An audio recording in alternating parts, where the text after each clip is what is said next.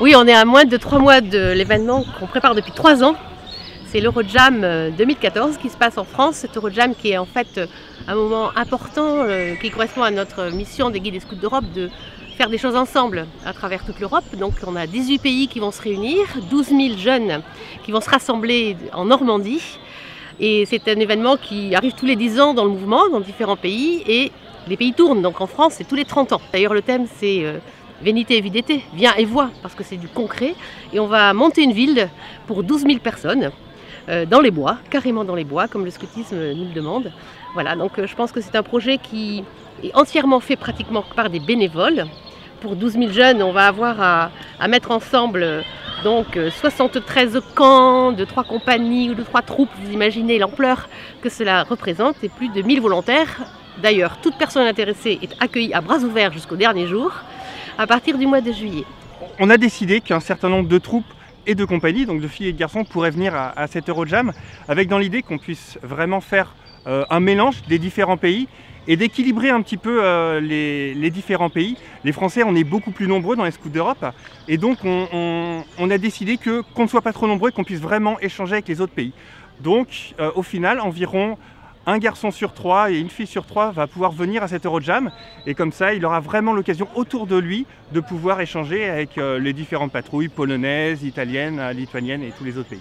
Donc c'était un petit peu la particularité, et on a mis un petit peu comme objectif quelles sont les patrouilles et les troupes qui sont vraiment motivées par cette aventure européenne, et d'avoir un échange à la fois européen et aussi technique, vraiment pour vivre le scoutisme, et vraiment qu'ils puissent en profiter et faire profiter les patrouilles des autres pays sur les particularités de chacun des pays, d'où ces sélections françaises. Alors on a fonctionné par troupe, et en fait chaque région a un petit peu défini quels étaient les critères, quelles étaient les particularités de sa région, pour dire ça c'est important pour nous, avec quand même quelques grands thèmes, à savoir l'envie de faire une aventure européenne, la capacité et l'expérience un petit peu de l'unité à camper, parce que c'est quand même un camp très particulier, de pouvoir vivre dans une structure de camp qui est exceptionnelle, et puis un petit peu sur l'envie de jouer, comment organiser une activité, et que le chef de patrouille il soit vraiment au cœur de l'activité et qu'il soit vraiment à l'aise dans ce camp.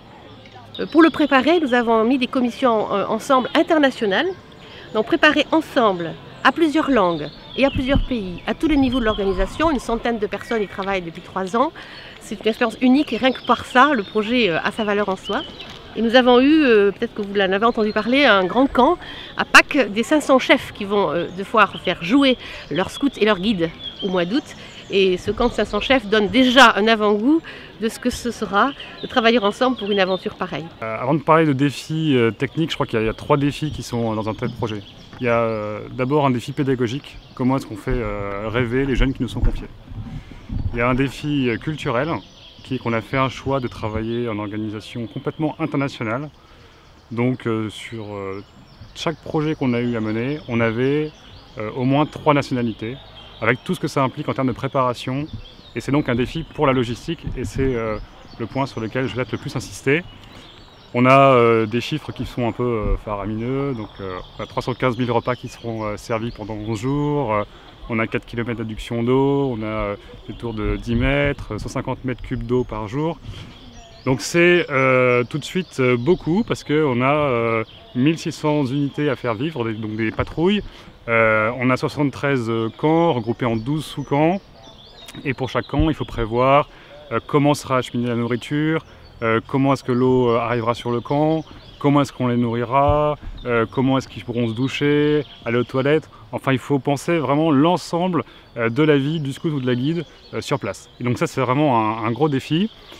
Le plus compliqué à gérer, ça a été la question de l'eau, puisque sur le site, il y a une rivière, il y a un lac, mais ce n'est pas des choses qu'on peut utiliser pour la nourriture.